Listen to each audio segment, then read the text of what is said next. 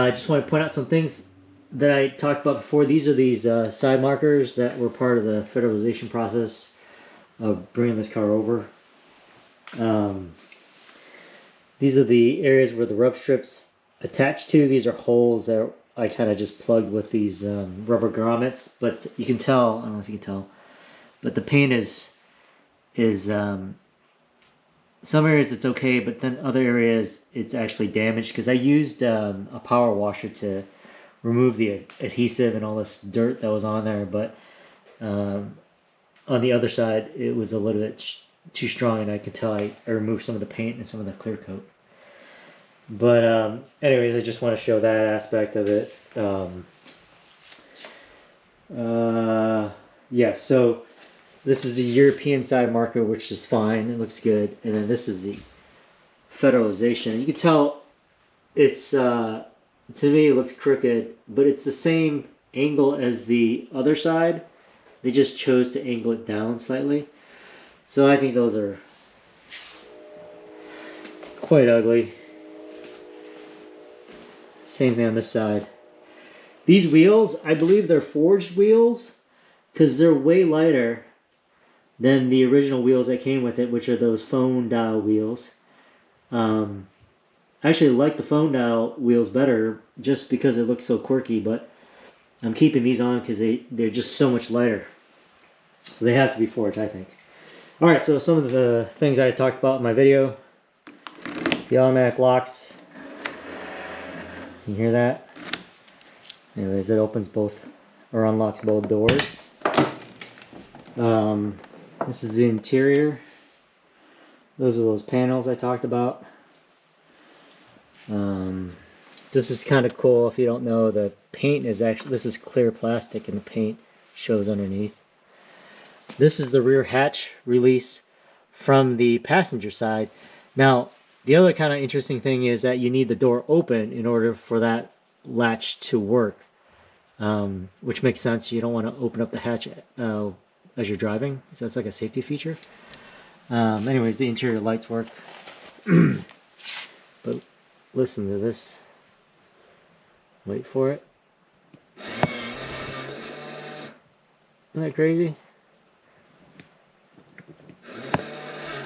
That's what it sounds like. So, you can go in the back here, and it doesn't pop open great, but it is unlocked. And there it is. Oh, yeah, this is somewhat of a mess. I have to clean all this up and probably make some kind of shelf here, but I installed this amp.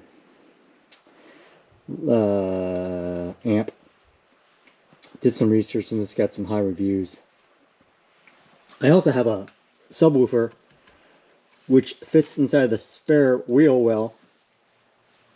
So it's really cool. I like that feature. I just have this towel in here. I don't know why. Just basically just sits and flop around. So I have to kind of redo this whole area. But I talked about the this rear wiper. Yeah, look at this. Look at that. It goes like that.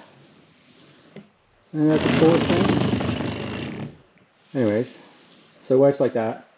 But what's interesting is that the motor is not attached here. There's just an attachment or whatever, male receiver. And then the motor is actually right here. So that attaches right there, and it's this thing that spins back and forth. Oh, another thing that's unique to this car, the previous owner, I don't know who did this, but this is the ground strap that is supposed to be attached to this ground point over here, but they created this what do you call this? Disconnect, ground disconnect, which is actually pretty good. I use this all the time, so I don't have to disconnect the ground strap. I can just like lift this lever up. And it's super thick gauge copper, and the ground point is correct, and it hasn't seemed to cause me any kind of electrical problem with grounding, so I'm leaving it just because of the convenience of this. But I had to clean all this up and make sure there's a good contact there. Anyways, I didn't necessarily want to show this part until it was done. There's a light there, dome light right there. It's kind of cool. If you come over to this side, I'll try to show this area too. Again, this is where there's more damage to the paint. If you can see that. See that? Oh, so frustrating. Disappointing that I did that. It's one of those things that you just do and you're like, did I just do that? Alright, so same thing on this side. So this is that headlight adjust knob. There's 3 settings. Again, the 3 settings is if you have rear passengers, and then if you have rear passengers plus cargo in the back. This is the rear hatch for the driver's side. So wait for it. Same thing. And then this is actually a fader from rear to front, and I got that to work. It's kind of cool. Power seats. Seats are okay condition. It's not incredibly great, but it's not ripped apart. Another interesting thing about this is a whatever doormat card. There's a lever that you need to depress in order to get it in and out. It snaps in, you have to depress that. And I guess oftentimes people mistakenly grab this as the handle, but that's the handle. This is the door handle to open it. This is that aftermarket speaker that the previous owner had installed, but this is the interior. Oh, another thing I want to show you guys. I gotta close the other door. Oh, so again, I just want to show all the dome lights working. It's one of my pet peeves, to make sure that everything worked. Alright, so sitting inside the car,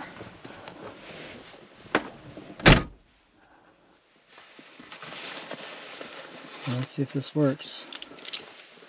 So you have to turn it into the on position. It's the radio turning on. Make sure this is off.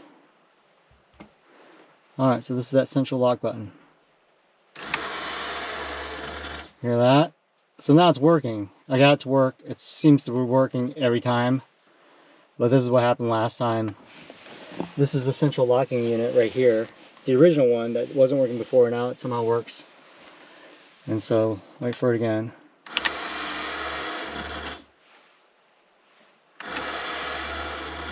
Anyways. So again, if you lock it and you turn the key off, it doesn't unlock, so you're locked in until you do this and unlock it. Doesn't make sense to me, but anyways. It's another feature I would like to work. It's a close-up of the vent and how it should be sitting inside this area. Dash pod, main lights, front fog lights, and then rear fog light. I should show that. I just don't want to show my license plate just yet. Oh, here's the, you see that little hole? Yeah, you see that little hole? That's the vent for cool AC air to come in to cool off your drinks. Although you would think they would make it like perfectly sized for a wine bottle, but I'm not sure if it is. I haven't tried it yet. This is that center armrest that I reupholstered in black, which I like way better. Oh, I should show this. The underneath, there's these, I have no idea whether you guys can see this or not, but there's these switches down here. This is the intensive wash. There's a dial here, right here. Oh man, I hope it shows. This right here is the interval for intermittent wash, intermittent window wiping. This here is the interior. I don't know if you can just. This is the interior light intensity, like of the center console, and then this is the odometer reset button right there. So there's like 4 things underneath here that you just You just know by feel. That's the dead pedal. That's adjustable. It's adjustable. You have to lift the floor mats up, and there's adjustment points up to the side here, way up there, or I'm sorry, here along this side. That thing, there's adjustable, and then down here, and then this base is adjustable right here because the gas pedal is hinged at this lower point, so that's adjustable to come back that way. I think that's it. I just want to get some content out. What else is there? The dash is still original leather. It hasn't cracked, but it is separating at the seam right there. Oh, what else? Thought I would have more stuff.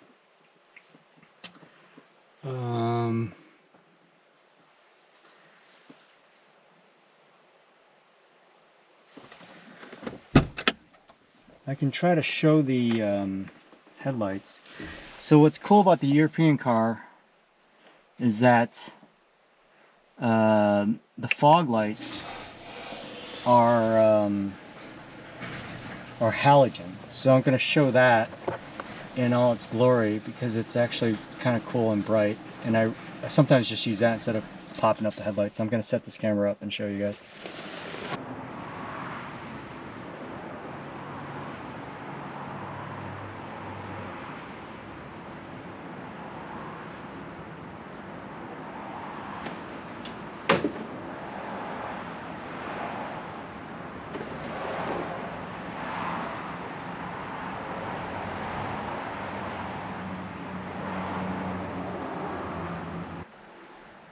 See that?